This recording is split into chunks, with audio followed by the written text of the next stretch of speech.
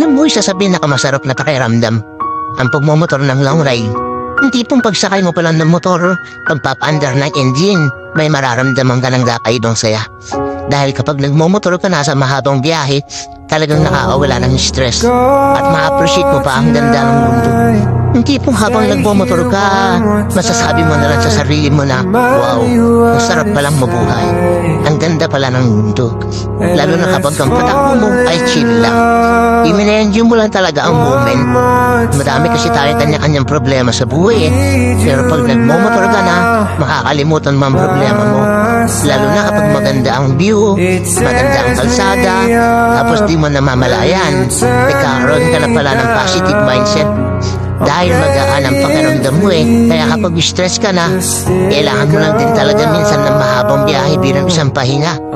Ang weird, no? Kasi nakakapagod magmotor. Pero ito yung pahinga na gustong gusto ng marami. Pero sasabihin ko sa'yo, hindi katawan ang napapahinga kapag naglo-long ride ka. Kung di ang utak mo, kung di ang sarili mo mismo. Kaya deserve mo rin mag-enjoy. Deserve mo makarating sa magagandang lugar. Deserve mo ng bagong experience, ng bagong kwento. Ang buhay isang mahabang biyahe. Madami kang pagdadaanan, iba't ibang uri ng kalsada, malubak, mabuhangin, madulas. Kailangan mo lang din talagang mag-ingat. At pwede kang momento para magpahinga. Tapos, biyahe na ulit. So, paano ba yan? Hanggang sa muli. Stay safe always at huwag kakalimutan magdasal.